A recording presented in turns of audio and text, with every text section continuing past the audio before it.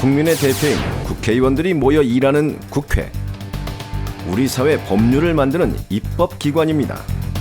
하지만 우리 국민들의 기대와는 달리 싸움이 일어나는가 하면 회의를 앞두고는 다들 어디 가셨는지 텅텅 자리가 빈 모습을 자주 접하게 됩니다. 인생을 뒷받침해야 할 국회 활동은 매번 실망스러운 모습을 보여주고 있습니다. 20대 국회 시작 후 여야 국회의원 발의 법안 총 9,069건. 하지만 처리된 법안 건수는 1,400여 건에 불과한데요. 10건 중 8건은 계류 법안이 되고 만 겁니다. 네, 역대 최악의 미세먼지로 숨막히는 봄이 이어지자 정치권은 이구동성으로 대책 마련을 촉구하고 나섰습니다. 네, 하지만 이미 발의된 관련 법안조차도 국회의 문턱을 넘지 못한 채 사실상 방치돼 있는 게 현실입니다. 국회 예산안 심사에서 관련 예산이 늘어날 거란 전망이 나오지만 지진 예방과 대응을 위해 발의된 법안 중 상당수는 국회 문턱을 넘지 못하고 있습니다.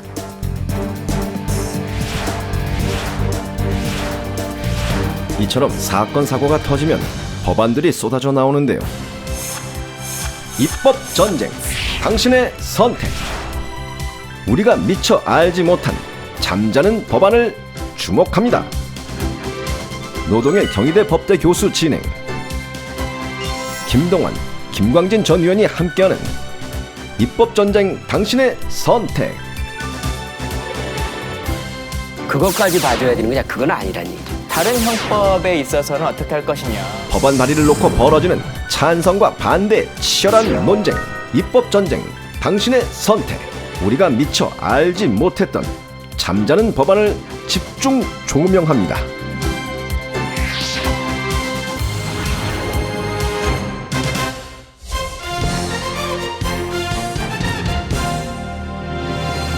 여러분 안녕하십니까? 우리 생활에 밀접한 연관이 있지만 폐기되거나 계류된 법안들을 다시 한번 살펴보는 시간. 입법전쟁 당신의 선택, 노동일입니다. 1948년 첫 발을 내딘 국회가 올해로 개원 70주년을 맞았는데요. 민주화 이후에 입법의 주도권을 쥐고 또 행정부에 대한 견제와 감시 역할도 커진 국회죠. 그러나 높아진 위상과 달리 국민들의 국회에 대한 평가는 좋지만은 않은데요. 이제 국회가 책임과 역할을 제대로 수행하면서 국민들의 신뢰를 찾길 바라면서 입법전쟁, 당신의 선택, 오늘 순서 시작하겠습니다. 오늘도 함께 얘기 나누실 두 분 먼저 소개해드리겠습니다. 19대 새누리당 국회의원을 지내신 김동완 전 의원 나와주셨고요. 역시 19대 더불어민주당 국회의원을 지내신 김광진 전 의원 함께 하십니다. 두 분 어서 오십시오. 예, 안녕하세요. 반갑습니다. 네.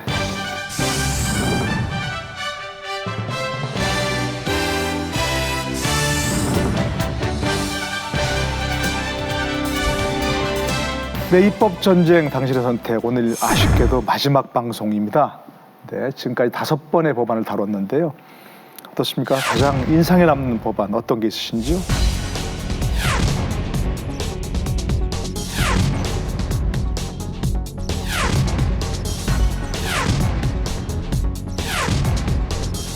그 근무 시간에 카톡 금지법이었던 것 같아요. 근무 시간 이후에 이후에 카톡 근무 시간 근무 이후에. 지시 방지법. 예. 우리 김광진 의원하고 저하고 나이 연배 차이가 지금 있긴 합니다만 네. 삶의 좀 방식이 좀 우리가 차이가 있구나. 저희는 어떤 가정, 사회, 국가에 대한 어떤 공동체에 대한 어떤 헌신과 봉사를 위해서 나를 포기하는 그런 생활을 가지고 왔는데 우리 김광진 의원께서는 그보다도 개인이 갖는 행복, 또 개인이 갖는 인권 이런 것이 더 중요하지 않느냐 하는 그런 이야기를 할 때 네. 아, 이거 우리가 생각을 많이 다르구나 그런 생각을 가져서 세대 간 아마 차이가 있다. 예, 네. 우리 기성세대들이 저와 같은 생각일 거고 네. 자식을 내려다볼 때도 네. 그래도 우리가 서로가 이해하면서 이야기 나눈 이 입법전쟁 괜찮았던 것 같습니다. 네. 사실은 여야 간의 논쟁이 있을 때도 네. 그냥 입장 차이라고 하는 것만을 확인하고 끝나버리는 상황들이 많은데 이렇게 깊게 논의를 하다 보면 현실적인 이런 고민들도 있을 수 있겠다. 그리고 뭐 이것이 단기적으로 어려우면 중장기적으로 어떻게 점차적으로 해야겠다라고 하는 논의도 할 수 있을 것 같습니다. 그래서 역시 소통이 중요한 아주 거죠. 좋은 방송이었다고 저도 생각하고요. 예, 어떤 법안이 또 좀 인상 깊으셨습니까? 지난번 이제 5 개의 법안을 저희가 이야기를 했었는데 저도 카톡금지법도 참 기억에 남고 또 데이트 폭력 방지법이라고 하는 것에 있어서도 사회가 바뀌면서 계속 새로운 법안들이 이제 나오게 되는데 그 법안을 바라보는 시선들도 처해왔던 환경과 살아온 과정에 따라서 차이점이 있을 수 있다라고 하는 생각들을 많이 갖게 됐습니다. 네네. 지금 두 말씀 들어본 것처럼 어떤 법안들이 발의됐는데 결국 이제 처리되지 못한 이런 것들도 있네. 다만 제가 한 가지 네네. 사회자께서 말씀하신 내용에 대해서 꼭 하나 말씀드리고 싶은데 네네, 말씀하시죠. 지금 사회자께서 금방 말씀하시듯이 국회가 국민 생활에 미치는 영향이 위상이 커진 거에 비해서 네. 국민의 신뢰가 크지 않다라는 그러니까요. 말씀에 뼈아프게 생각을 하는데요. 네. 사실은 저희들이 19대 국회 생활을 해봤지만 한 70% 국회의원들은 굉장히 전 열심히 한다고 생각합니다. 70%나입니까? 아니면 70%밖에 안 됩니까? 70% 정도의 국회의원들은 대부분 그런 생각을 하는데 네. 다만 이제 당무를 맡고 있는 국회의원들 간에가 주로 언론에 보도가 되다 보니까 네, 네, 여야가 굉장히 이렇게 충돌하는 모습으로 국회 모습을 다 국민들이 그렇게만 이해하고 있는 것 같아서 전 그 얘기를 좀 꼭 지적하고 있습니다. 대부분의 국회의원들은 열심히 하고 있습니다. 네네네. 뭐 저를 보고 하신 말씀이 아니고 이제 화면을 보시고 시청자들께, 간접적으로. 국민들께 이제 말씀하신 것 같습니다. 자, 입법 전쟁 당신의 선택 오늘의 이야기 본격적으로 시작하겠습니다. 오늘은 무엇을 다룰지 한번 보고 돌아오시죠. 정치 자금을 후원하는 부자들을 비꼬는 말에서 시작된 살찐 고양이. 살찐 고양이인 고소득 임원들의 소득을 제한하자는 뜻에서 발의된 최고 임금 법안. 국내에선 정의당 신상정 의원이 발의해 뜨거운 논란을 불러일으켰다. 왜 이 사회에서 고액연금 받는 사람들은 임금 상한제에 포함 안 시켜요? 그러면 장관은 왜 1억 2천씩 다 가지고 와요? 국회의원은 왜 1억 4천을 다 받아야 되고 왜 이 자리에 있는 사람들은 고액임금 다 받아갑니까? 왜? 양심이 있어야 될 거 아니에요? 양심이. 타협하자, 고통분담하자, 살찐 고양이법이라고 있어요. 유럽에. 살찐 고양이들 살 드러내는 거 그게 고통분담입니다. IMF 경제위기 이후 한국 사회에 큰 문제가 되고 있는 소득 양극화. 빈부의 격차가 고착화되면서 아무리 노력해도 계층 상승이 어려워진 이른바 절벽 사회로 치달은 대한민국.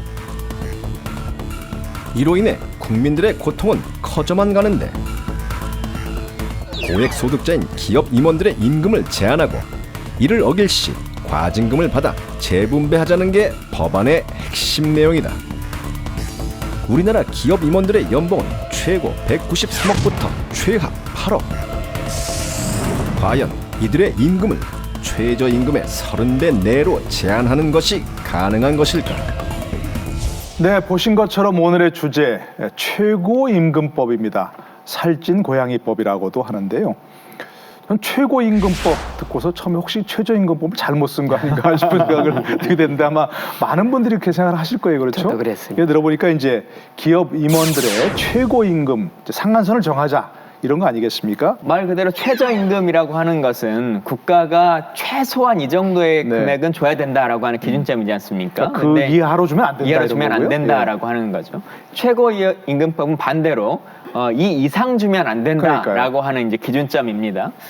사실 법이라고 하는 것을 내다 보면 이게 당장 필요해서 즉각적으로 우리 사회에 반영이 필요하다라고 하는 것 때문에 내는 법들도 있고 정치적으로 좀 선언적인 의미로서 이런 사회가 갔으면 좋겠다라고 하는 것을 법안을 통해서 얘기하는 경우들도 있는 것인데 심상정 의원께서 내신 지금 최고임금법, 흔히들 살찐 고양이법이라고 불리워지는 법인데요.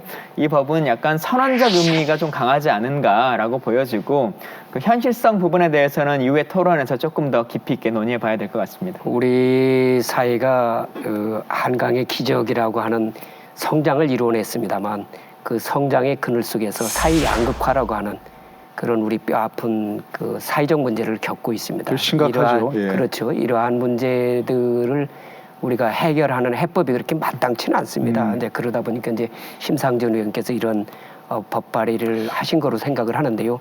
그럼에도 불구하고 제 기본적인 생각은 우리의 한강의 기적을 이루어낸 그 자유민주 체제를 유지하면서 네네. 우리가 그 가질 수 있는 형평성 이러한 분들을 찾아가는 것이 우리가 합리적 방법이 아닐까 생각을 합니다. 예.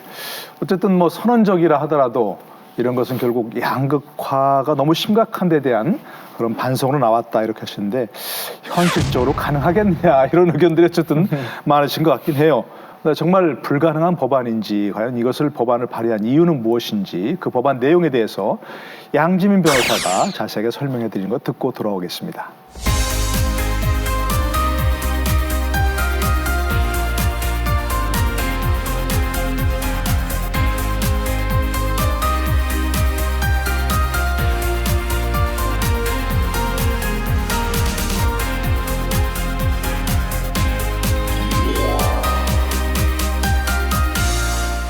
안녕하십니까, 양지민입니다.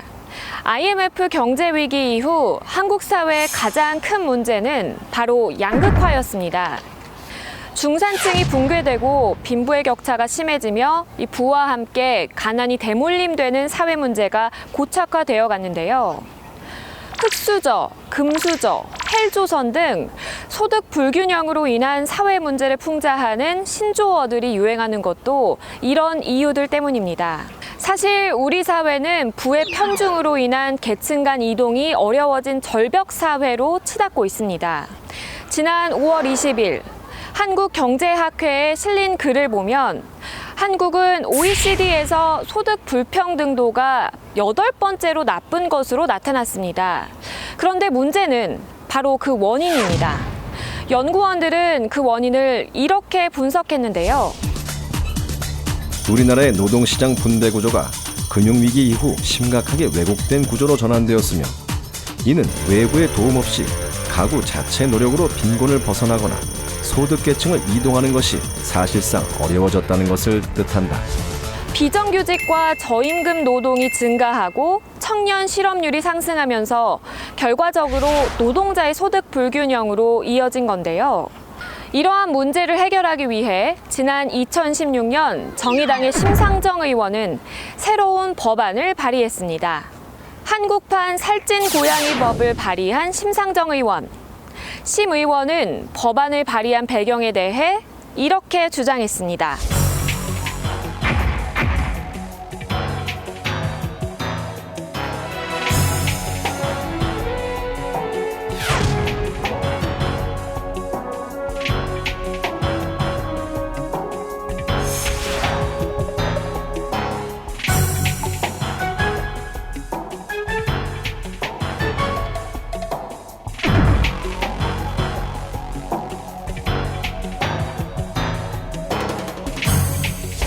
그렇다면 최고임금 법안의 핵심 내용은 무엇인지 자세히 살펴보겠습니다. 최고임금 법안 제2조 6항 최고임금액이라 함은 최저임금법 제10조 제1항에 의거해 고용노동부 장관이 고시한 최저임금액의 30배에 달하는 금액을 말한다. 사실상 최고임금액을 최저임금액의 30배 이상의 금액을 줄 수 없도록 임금 상한선을 정한 것인데요. 이 법안을 한꺼풀 더 벗겨서 보면 임원들이 임금을 더 많이 받고 싶다면 최저임금을 함께 높이라는 숨은 뜻이 담겨 있습니다. 더 나아가 법안에서는 최고임금법을 어길 시에는 과징금을 내도록 하고 있습니다. 최고임금법 제8조 과징금. 기획재정부 장관은 위반한 법인에게 최고임금 초과분 상당액의 과징금을 징수하여야 한다. 제7조 최고임금 초과 부담금 최고임금액 이상의 임금 등을 받은 자는 기획재정부 장관에게 다음 해까지 최고임금액 초과분 상당의 부담금을 납부하여야 한다. 최고임금 법안을 어긴 기업과 임원 모두에게 과징금과 부담금을 내도록 하고 이 금액을 사회기금으로 사용하겠다는 내용입니다. 즉, 최고임금 법안을 통해 소득 격차를 줄이는 것은 물론 이 소득을 재분배하겠다는 겁니다. 이 점에 대해 법안을 발의했던 심상정 의원의 의견을 들어보겠습니다.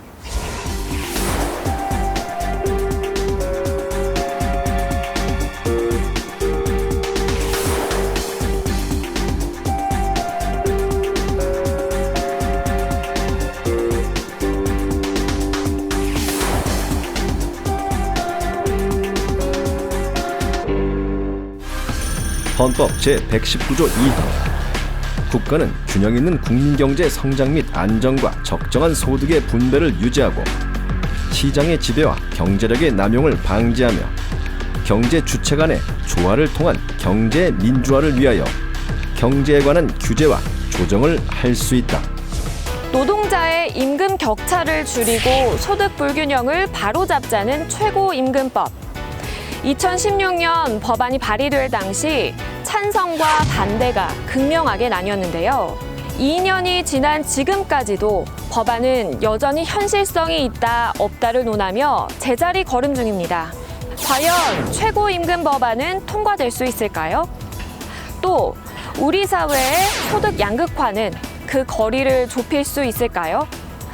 지금까지 입법 전쟁 당신의 선택 법안 브리핑의 양지민이었습니다.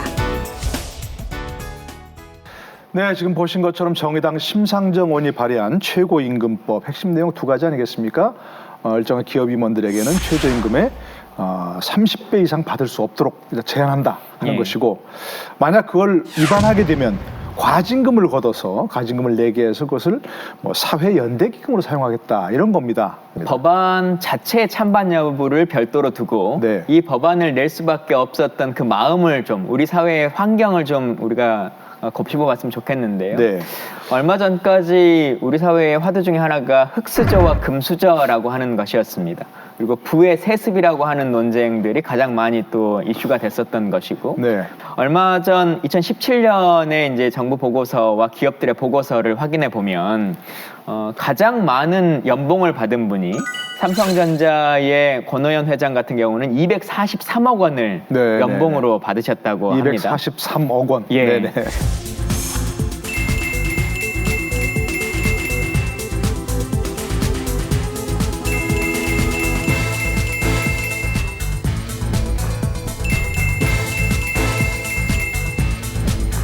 과연 이분들이 받아간 금액이 그 회사를 운영함에 있어서 일반적인 회사의 근로자와 노동자들의 비견해서 합당한 금액인 것이냐라고 하는 이제 논쟁이 발생한 것이고, 그게 너무 과하다면 좀 정상화됐으면 좋겠다라고 하는 취지가 있는 것 같습니다. 그런데 개인적으로는 이것을 금액으로 그 월급이라고 하는 것으로 제한할 것인가, 아니면 이렇게 많은 월급을 받도록 아무런 제재 없이 이루어지고 있는 시스템적 문제인가, 다시 말하면 이사회라거나 아니면 부의 분배라거나 주주 구성이라든가 이제 이런 것이 정상적으로 작동됐다면 과연 이만큼의 급여가 됐을 것인가라고 하는 고민으로 다시 한번 해봤으면 좋겠습니다. 아까 이제 김동완 의원께서는 기본적으로 소득 양극화 심각하다, 이걸 뭔가 줄여나갈 방법을 강구해야 된다 이런데, 이러한 법안, 최고임금을 상한을 두는 이런 법안 반대하신다 그랬습니다. 가장 핵심적인 이유가 뭘까요?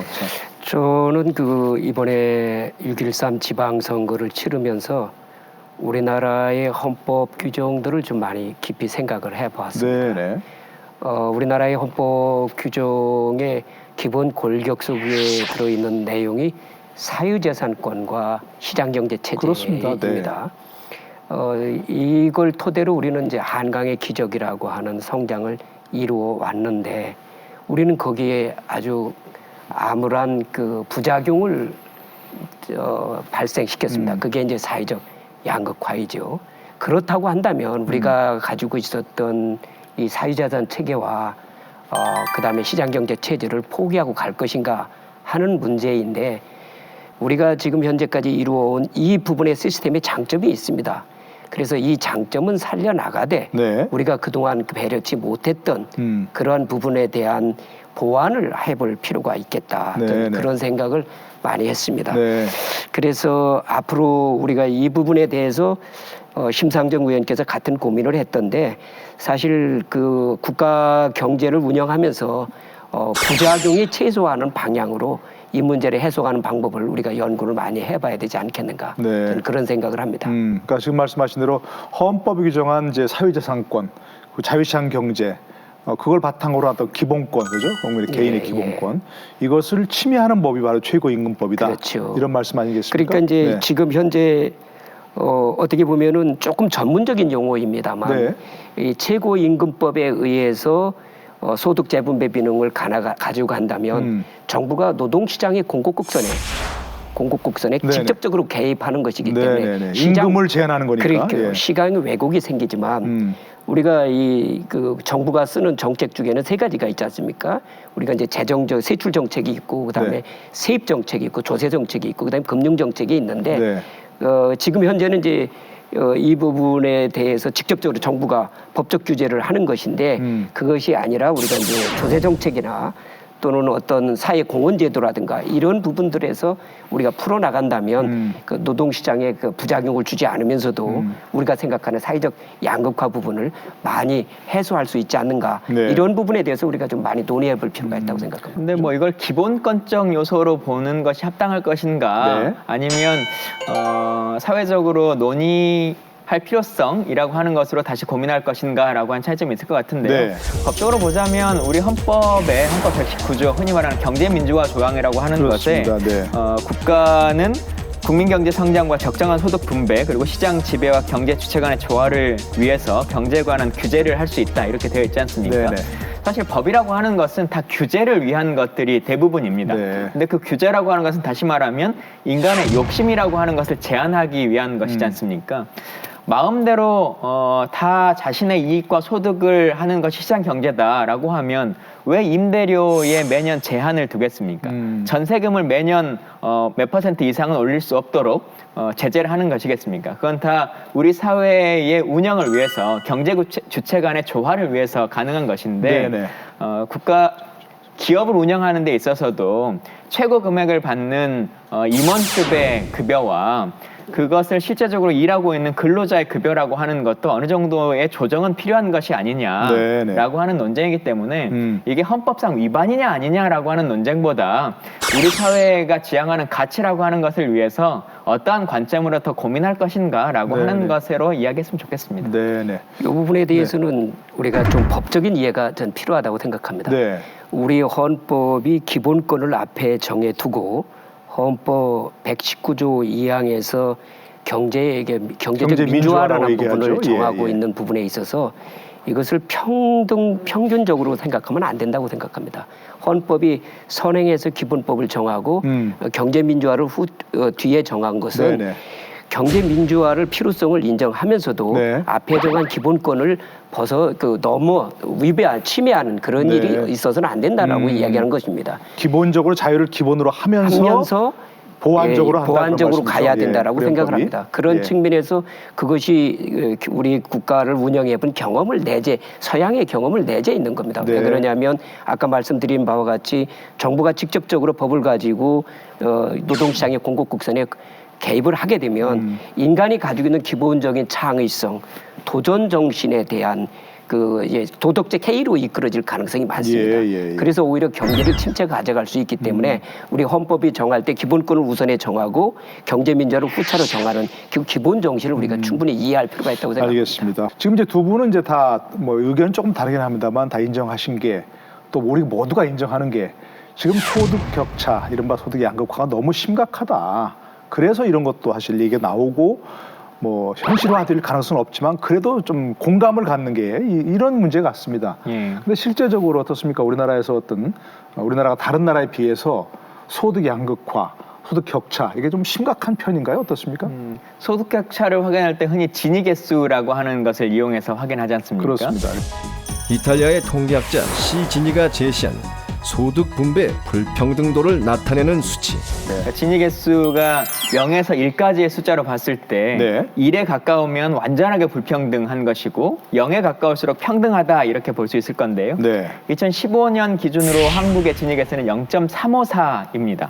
37개국의 OECD 회원국 가운데서 6번째로 소득이 불평등하다라고 하는 지표이기 때문에 지표상으로도 좀 잘못돼 가고 있는 것이고 또 어려운 측면 중에 하나는 이 소득 불평등을 해소하기 위한 가장 대표적인 방법 중에 하나가 세금 제도인 거지 않습니까? 예. 누진세를 그렇죠. 그래서 많이 가진 분들이 조금 더 세금을 많이 내고 이 모아진 금액을 가지고 가난한 분들에게 재분배해주는 이제 이런 역할인데 우리 같은 경우는 소득을 재분배해서 이것을 개선하는 개선율이 OECD 평균은 33.9%의 지표를 갖고 있는데요. 네. 우리는 9.1%밖에 되지 않습니다. 네.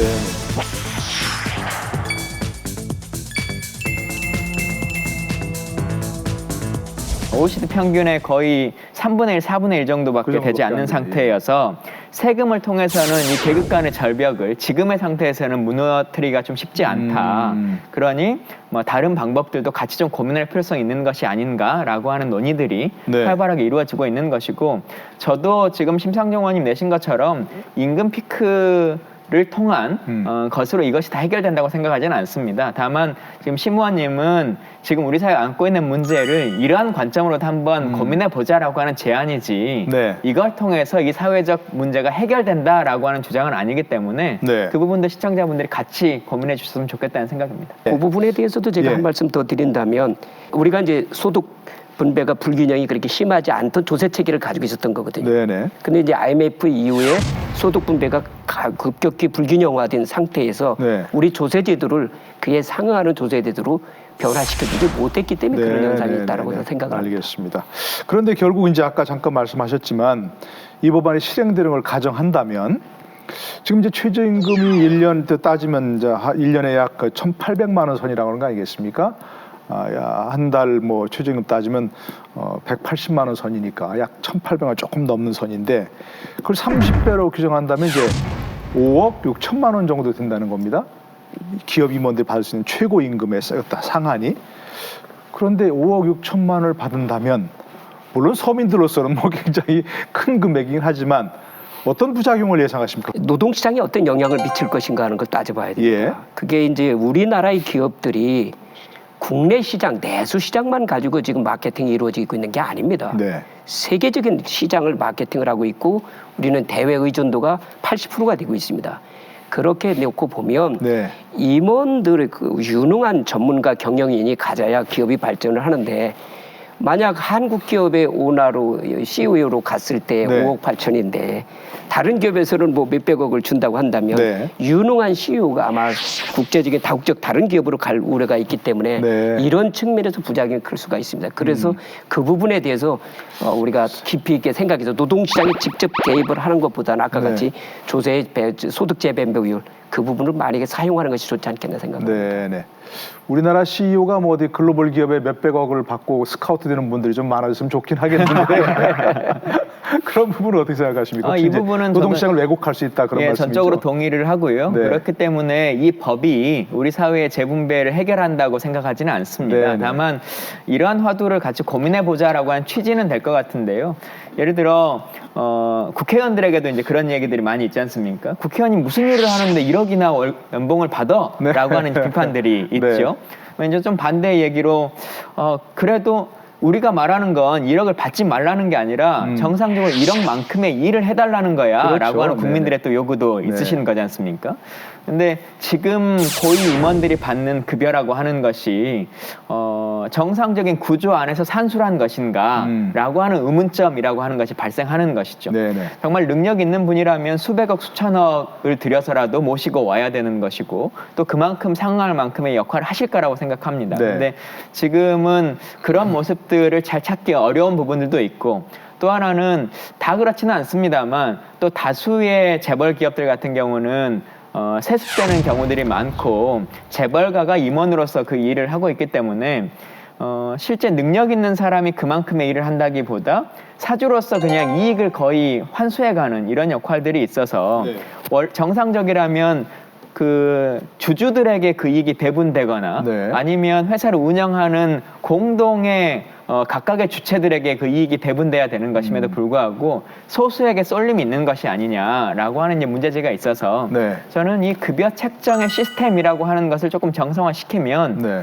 이 금액이 5억 원이 됐든 10억이 됐든 100억이 됐든 국민들도 동의하시지 않겠냐 싶습니다. 뭐 100억을 책정하든 10억을 책정하든 그것이 제대로 평가가 되어서 제대로 된 어떤 책정 액수냐 하는 것을 국민들이 공감할 수 있다면 그렇지. 그건 뭐 문제가 없는데 하는 그런 말씀이시고요. 예. 그런 것도 좀 중요한 그런 문제겠습니다. 그렇죠? 최고임금을 제정할 그 상한을 만드는 것도 물론 중요하겠습니다만, 또 한 가지 좀 짚어볼 게 이런 게 있습니다. 지금 이제 우리가 얘기했던 최고임금법은 또 사기업의 임원들 얘기 아니겠습니까? 그럼 좀 더 문제가 있어 보이지만 공공기관 운영법 개정안도 심상정 의원이 같은 시기에 발의했는데요. 여기서는 조금 더 과격합니다. 임원의 보수를 최저임금액의 10배 달하면 안 된다. 10배를 초과하면 안 된다. 이런 그 제한을 두겠다. 이런 그 공공기관 운영법 개정안입니다. 공기업은 공익을 가지고 있기 때문에 공기업의 유능한 CEO가 오지 아니하면 공익만큼 훼손되는 겁니다. 네. 사기업의 보수는 저렇게 높은데 공기업의 보수가 낮다고 한다면 저는 유능한 CEO를 영입하지 못해서 오는 또 노동시장의 왜곡에서 오는 공익의 훼손이 있게 된다. 네. 그런 측면에서 아까 말씀드린 것과 같은 얘기입니다. 그것도 공기업이라 할지라도 그렇습니다. 10배 이렇게 제한하는 것은 바람직하지 않은 것이다. 예, 그런 그리고 또 말씀이시네요. 회계 제도도 네. 공기업은 조금 탄력적으로 운영을 해줘야 됩니다. 네. 왜냐하면 공익을 위해서 단기 순이익을 가지고 평가를 해버리면 그 공기업은 진짜 높은 연봉을 받기가 어렵습니다. 네. 공익적 목적을 가지고 있기 때문에. 네. 그리고 손해 보더라도 운영해야 되는 뭐 부분이 있는 거잖아요. 공익 목적이 있죠. 공기업이든 예, 가스라든가 석탄이라든가 석유라든가 이런 부분들이 있는 거죠. 네네네. 예. 뭐 이익만큼 급여를 배분하는 것은 아니기 때문에 네. 그 장기성의 논쟁과는 조금 차이점은 있는 것 같고요. 다만 공공기관도 어떤 금액을 제한하는 것은 쉽지 않다고는 생각합니다. 네. 그런데 지금 현재도 공무원 보수표라고 하는 것을 통해서 국가 공무원뿐만 아니라 공공기관의 급여들이 다 법률로 정해져 있지 않습니까? 네. 그래서 이게 너무 합당하지 않다라고 하는 부분이 있으면 그때그때 이제 조정하면 되는 것이고, 사기업과의 차이점은 공무원 보수표는 공개되어 있고 그 논의의 선상이라고 하는 것도 행정부와 국회라고 하는 것을 통해서 이제 조정이 되는 것이니까, 그리고 관리 감독이 가능한 것이니까 지금의 지점에서 하나하나 좀 제대로 따져볼 필요성은 있겠다라고 하는 생각은 듭니다. 네. 근데 이것을 최저임금의 10배로 한다, 뭐 5배로 한다라고 하는 것을 정하는 것은 직책이나 업무의 내용에 따라서 차이점이 있고, 최근에도 비슷한 이제 예가 하나 있었는데 국민연금이라고 하는 것이 있지 않습니까? 전 세계적으로도 뭐 3대 연기금 중에 하나에 들 정도로 가장 많은 많다는 거죠. 돈을 운영하는데, 이 연기금을 운영하는 운영본부장을 새로 이제 뽑아야 되는 상황에서 급여를 책정했는데 공무원에 준하는 정도의 수준에서, 그러니까 1급 실장급 정도의 급여를 준다, 이렇게 하다 보니 그 정도의 능력이 있는 분이면 사기업의 임원으로 가거나 따로 본인이 독립해서 기금 운영 본부를 차려도 될 만한 상황이어서 아무도 오려고 하는 분이 없었다라고 합니다. 그래서 국가적으로 봤을 때도 능력이 있는 분이라면 급여라고 하는 걸 가지고 논쟁할 필요성은 없다라는 생각이 들고, 심상정 의원이 이 법을 내실 때도 10배, 30배라고 하는 맥시멈의 문제만을 제기한 것이 아니라 그 국민들이 말씀하시는 것처럼 흔히 말하는 사이다 발언처럼 그렇게 많이 받으려면 최저임금을 좀 높이면 자연스럽게 이 10배도 높아지지 않겠냐. 그러니 최저임금도 좀 높여달라고 하는 정치적 의사표현도 담겨 있는 것이니까 그걸 같이 좀 생각했으면 좋겠습니다. 네, 이게 이제 법에 있는 얘기는 아닌데 그렇게 사기업은 30배, 최저임금 30배, 공기업은 최저임금 10배 이렇게 이제 법안이 나왔다고 하니까, 그럼 국회의원도 또 공직자도 고위공직자, 뭐 장차관 이런 분들이겠죠. 이런 부분도 최저임금으로 기준해서 좀 제한하자. 최고임금. 그래가지고 이게 뭐 5배로 제한하자. 그때 보니까 계산해 보니까 국회의원 연봉 그렇게 되면 9,400만 원 된다고 하는데. 어떻게 그렇게 되면 괜찮을까요? 어떻게 보십니까? 저는 그 부분도 마찬가지로 우리가 이제 노동시장에 어떤 영향을 미치는가 하는 문제를 생각해 봐야 될 건데요. 저희들이 공직 생활할 때는 국민적 명예를 많이 인정해 줬습니다. 공직에 대해서. 자부심으로 많이 그랬습니다. 그러니까 박봉에서도 우리는 이 노동의 그 과분한 업무를 이렇게 할 수 있었고 국가가 성장하는 데 큰 기여를 했다고 생각합니다. 근데 지금 우리 후배 공무원들은 그런 국민 자부심이, 국민들도 그걸 그렇게 인정하지는 않고 그냥 다른 사기업보다는 안정적인 직장이다 이런 것이지 그 다른 것은 인정을 하지 않기 때문에 제가 볼 땐 이 사기업과 우리 공직의 노동시장에서 비교가 된다면 유능한 사람들이 공직에 진출하지 않는 그런 현상이 생길 것이고, 어떻게 보면 돈 걱정하지 않아도 되는 고소득층이 공직을 과점하는 경우도 생겨버릴 거라고 생각을 합니다.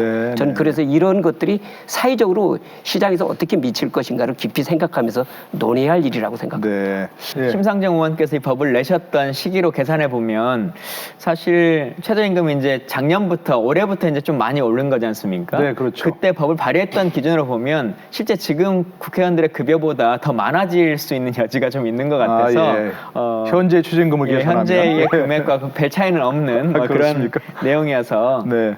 그냥 정치적 의사 표현이다 이렇게 받아들이면 역시 될 지금 것 같습니다. 말씀하신 대로 지금 뭐 젊은이들 너무 공직 쪽에 많이 몰려 있어서 오히려 공직이 좀 인기가 없어지면 어떨까 싶은 이런 제안해가지고 하는 그런 생각도 좀 해봅니다만 또 이런 얘기도 있습니다. 자, 임금격 이것 소득 양극화 이런 문제 심각하니까 이런 법안도 나왔다 이렇게 말씀하셨는데 결국 그런 소득 양극화는 결국 근로소득, 임금소득이 주 원인이 아니다. 부모로부터 물려받은 어떤 뭐 재산, 그 어떤 자산 이런 것이 결국 자산 소득이 소득 양극화의 어떤 주범이다. 그러니까 이렇게 임금을 줄인다 제한한다고 해서 뭐 그것이 크게 뭐 효과는 없을 것이다. 지금 이런 말을 우리가 하는데요. 금수저 흑수저 논쟁하는 속에는 자기가 받는 임금 소득을 가지고 하는 것은 아닐 겁니다. 그러니까요. 어떤 부동산 투자 또는 부모로부터의 자산 상속, 요즘에 뭐 여자들이 결혼 상대로도 선택할 때 그러한 현상을 반영하고 있기 때문에 네네. 사실 최고임금법을 가지고 우리들이 사회적 양극화를 해소한다고 하는 점은 한계점을 가지고 있고 네. 그 앞서 이야기한 부동산 투자 또는 그 상속에 의한 부의 대물림 이런 부분들에 대한 논의가 더 깊이 논의돼야 될 거로 생각합니다. 네. 우리가 앞서 진위계수 얘기를 할 때 네. 김 의원님께서 IMF 이전에는 이렇게까지 크게 벌어지지 않았는데 최근 들어서 훨씬 더 심각해졌다라고 말씀하셨지 않습니까? 네. 물론 그때는 좀 공통적으로 좀 못 사는 측면들도 충분히 있긴 했습니다만 그것과는 별도의 문제로 지금은 부를 벌 수 있는 방법이라고 하는 것이 본인의 노동이나 아니면 본인의 창의성만으로 그것이 이루어질 것이냐 흔히 말하는 개천에서 용나는 방식으로 본인의 능력을 발휘할 수 있는 것이 아니라 돈이 돈을 버는 시스템이라고 하는 것 때문에 그렇죠. 발생하는 거지 않습니까? 네네. 조물주보다 더 좋은 게 건물주다라고 건물주라고 하는 말이 있을 정도로 오죽하면 그렇게 나겠습니다. 예. 그 지금은 본인의 노력 여와 상관없이 부모와 이때의 재산을 가지고 돈을 벌고 있기 때문에 이런 것들을 좀 빨리 바꿔야 된다라는 생각이 들고요. 그렇기 때문에 다시 말씀드리지만 지금 이 임금만을 가지고 고위 임원의 임금만을 가지고 이제 문제 삼을 수는 없고 이것을 토대로 보는 그 임금을 책정하는 주주 구성의 시스템, 이사회의 시스템 그리고 기업 운영의 방식이라고 하는 것을 좀 전면적으로 개선했으면 좋겠다라고 하는 것입니다. 최고임금법에 어떤 또 다른 쟁점이 있는 거죠. 아까 처음 말씀드렸습니다. 결국 이 최고임금법을 위반하는 그런 경우에 그 과징금을 걷어서 사회연대기금으로 활용하겠다. 제13조 사회연대기금의 설치. 정부는 임금 등 격차의 해소, 영세 근로자의 지원에 필요한 자금을 조달, 공급하기 위하여 사회연대기금을 설치한다. 근데 사실 제가 이렇게 생각을 합니다. 그러면 그 과징금의 주체가 누구냐 하는 얘기입니다. 과징금의 주체가 기업이다라고 만약 한다고 한다면 기업은 초과임금을 줄 리가 없지요. 그렇죠. 과징금을 내겠어 몇 가지. 그렇기 때문에 그게 과징금이 거의 받기가 어려울 것이고 개인이다라고 한다면 소득세와 다를 게 없는 거거든요. 그래서 제가 볼 땐 이 제도 운영이 실질적인 연기금이 크지 않을 것이다라는 생각을 드는 거고요. 세출 측면에서도 있습니다. 이 연기금에 의해서 만들어진 세출금을 보면 거기에 인건비 빼고 건물 임대료 빼고 운영비 빼고 그러면 실질적으로 배보다 배꼽이 큰 그런 현상이 빚어질 소지가 있기 때문에 저는 이 방법들은 그렇게 바람직한 건 아닌 것 같습니다. 예. 뭐 기업들이 정말 과징금 내면서까지 그 상할 초과의 돈을 주겠냐 이런 말씀이시고 그런데 아까 말씀드린 이것도 역시 어떤 상징적인 조처라고 봐야 되는 건가요? 어떻게 보십니까? 근데 상징적인 조처이긴 합니다만 법안이 좀 잘못 만들어지는 게 아닌가 싶습니다. 이 조항과 관련해서는 의원님 말씀하신 것처럼 범칙금을 내면서 범칙금을 국가로 내면서 기금을 내면서까지 과징금을 내면서까지 그 급여를 그렇게 줄 만한 기업이 없을 것이기 때문에 이 조항은 좀 현실성이 없는 내용이었다. 다만 그러한 고민들을 그렇게 재분배를 위한 어떠한 장치들도 필요한 것이 아니냐라고 하는 선언적 의미로 받아들이면 될 것 같습니다. 2016년에 이 법이 발의됐지만 결국 이제 입법에는 실패했습니다. 그런데 이제 당시 많은 그 국민들이 이런 법안에 대해서 사이다 법안이다 이렇게 적극 찬성했다고 하는데요. 시민들은 이 법안에 대해서 어떤 의견을 갖고 계신지 한번 보고 돌아오시죠.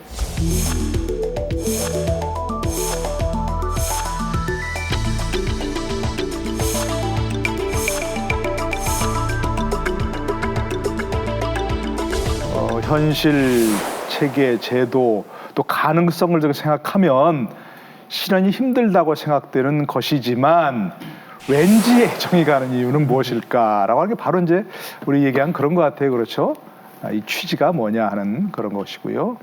근데 어떤 분은 또 자본주의 미덕을 파괴할 법안이다 이렇게 반대하시는 분도 있고, 그런데 고통분담하자면서 노동개혁해 한다면서 재벌개혁도 안 하고 맨날 서민들만 등쳐먹는, 예, 이건 좀 있길 걸었습니다.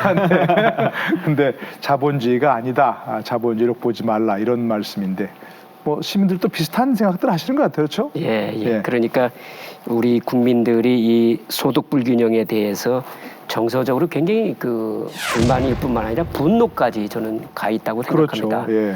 그래서 이러한 법들이 우리가 이제 나오게 되는데, 이러한 것들을 잘못하면 저는 파퓰리즘에 빠질 가능성이 있기 때문에 우리가 네. 경계를 해야 되지만, 저는 그런 측면에서 우리 이 고소득층이랄까요? 이러한 부분들에 대해서 저 깊이 생각을 해야 된다고 생각합니다. 부의 축적에 대해서 뭐라고 얘기하는 것이 아니라 부의 사용에 대해서, 예. 또 그리고 부가 비춰지는, 국민에게 비춰지는 이미지를 저는 그 생각을 하면서 언행을 해줄 필요가 있지 않겠냐. 지금 현재 우리 대한항공의 부분에 있어서 사실 우리 법치국가로서는 무리한 일들이 일어나고 있지만, 네. 국민들이 갖고 있는 그 이미지, 그 부분에 대한 부정적인 이미지가 강하게 있기 때문에 네네. 이 부분에 대해서는 이번 기회에 우리가 사회적 교훈을 얻어서 네네. 그 부를 갖고 있는 사람들이 미국의 카네기라든가 이런 사람들이 보여줬던 사회적 공헌, 지금 뇌품만 내놓고 사회적 공헌이 아니라 실질적으로 내가 가지고 있는 부를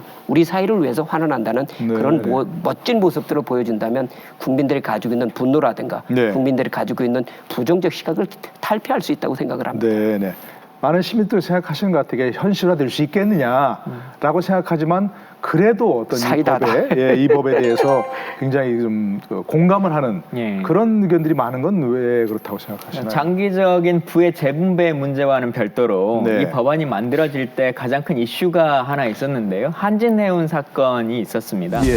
아시는 것처럼 한진해운이 사업을 운영하다가 사업에 실패해서 결국은 어려운 지경에 처했는데, 기업을 하다 보면 잘 될 때도 있고 뭐 망할 수도 있습니다. 네. 근데 국민들이 바라는 것 중에 하나는, 그리고 우리가 그냥 지켜왔었던 것 중에 하나는, 기업이 망하면 어찌 보면 가장 크게 피해를 입어야 될 사람이 사주 혹은 그 대표자여야 하고 오너죠, 그죠? 예. 가장 큰 책임을 져야 하는 위치에 있어야 될 텐데 언제나 가장 큰 피해는 노동자들은 지고 사주나 오너는 빠져나가는 이런 그러니까요. 모습들을 봤단 말입니다.